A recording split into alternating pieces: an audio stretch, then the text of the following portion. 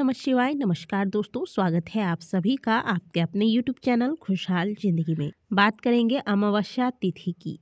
अमावस्या तिथि मुख्य रूप से पितरों को समर्पित होता है और आज के दिन कुछ विशेष कार्य किए जाए, कुछ विशेष बातों का ध्यान रखा जाए तो जीवन में शुभता आती है, जिसके माध्यम से हम इस पृथ्वी लोक में आए हैं, अलग अलग प्रकार के सुखों को भोग रहे हैं। उसका कर्ज यदि हम नहीं उतारते हैं और उनके निमित्त कोई कार्य नहीं करते हैं उनकी प्रसन्नता के लिए, तो ऐसे में ही हमें पितृदोष का सामना करना पड़ता है।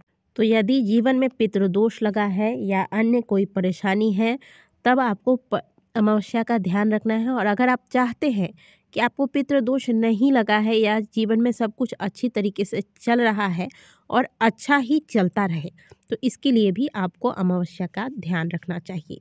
स्वयं हमारे शास्त्र बताते हैं कि यदि व्यक्ति अमावस्या और पूर्णिमा कुछ ऐसी मुख्य तिथियां हैं जो अत्यंत महत्व रखती हैं हमारे जीवन में, इन तिथियों पर यदि हम कुछ विशेष बातों का ध्यान रखें, कुछ नियम जो कि शास्त्रों में बताए गए हैं इनका पालन करें, तो जीवन में सदैव प्रगति और उन्नति व्यक्ति को प्राप्त होती है। चाहे आप बहुत ज़्यादा मेहनत करें या कम मेहनत करें, दोनों ही स्थितियों में जीवन में शुभता आती है, सुख समृद्धि बनी रहती है, जीवन प्रगति की ओर जाता है। तो दोस्तों, आज के वीडियो में हम बात करेंगे अगहन महीने की अमावस्या तिथि के बारे में। अगहन, जिसे कि हम सभी मार्गशीर्ष का महीना भी कहते हैं।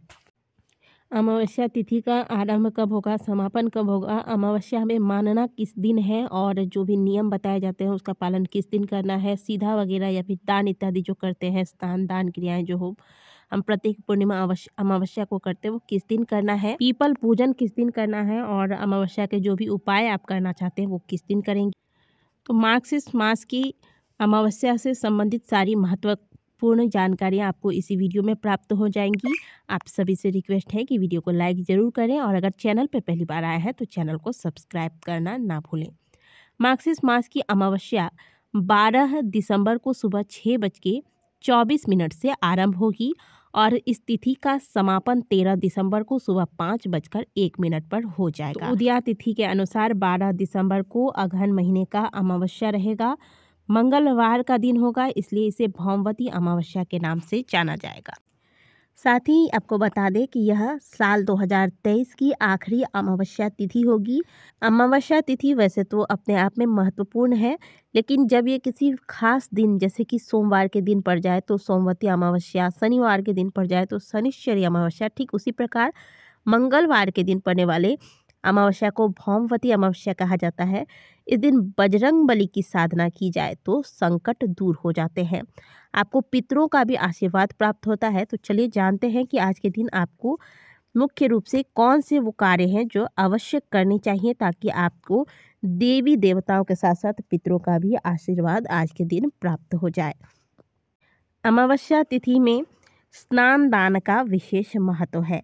तो आज के दिन आप वैसे तो पवित्र नदियों में जाकर डुबकी लगाई जाती है, गंगा जी में डुबकी लगाया जाता है, लेकिन यदि ये आपके द्वारा संभव नहीं हो पा रहा है, आप कहीं नहीं जा पा रहे हैं, तो आज के दिन आप जो स्नान का शुभ मुहूर्त बताया जाएगा उस अनुसार प्रातःकाल जल्दी जागे और स्नान के जल में गंगा जल और थोड़ा काला तिल मिलाकर स्नान करें।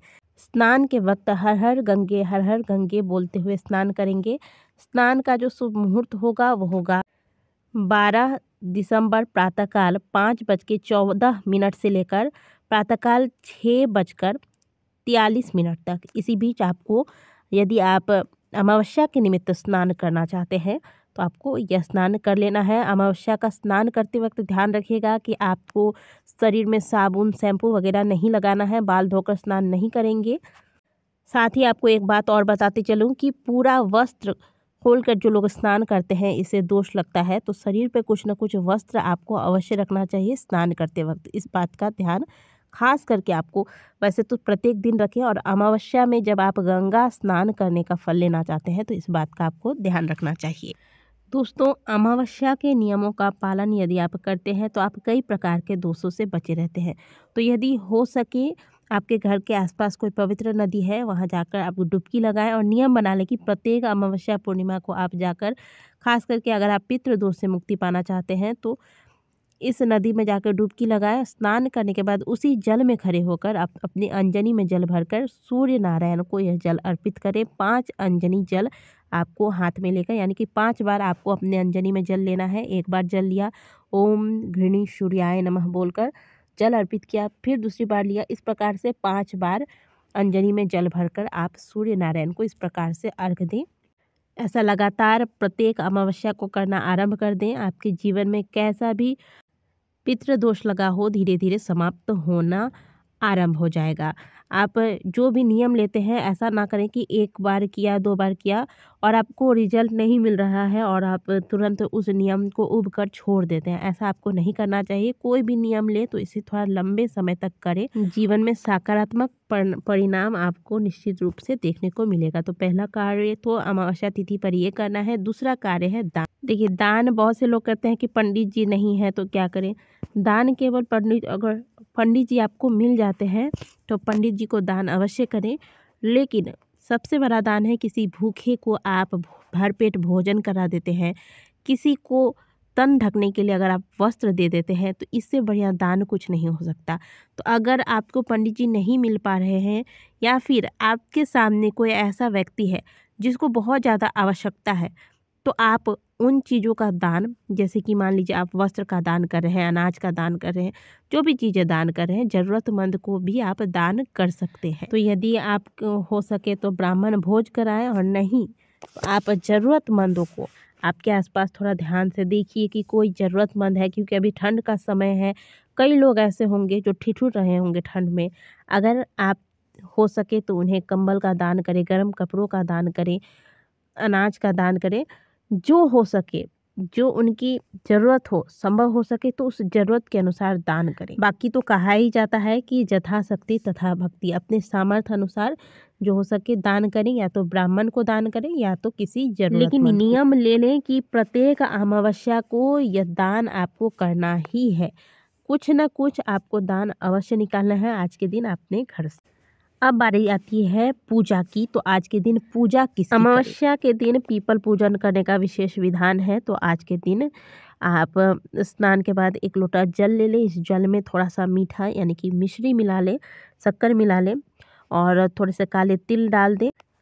हो सके तो गाय का कच्चा दूध आप इस जल के लोटे में मिला दें और इस जल को आप पीपल वृक्ष के पास लेकर जाएं और इस जल से पीपल वृक्ष को सींचें, पीपल की परिक्रमा करें और शाम के वक्त इसी पीपल के नीचे एक दीपक लगा दें।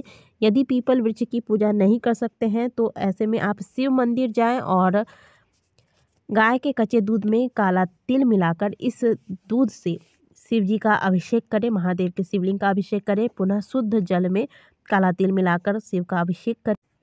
इससे भी पितृदोष समाप्त होता है।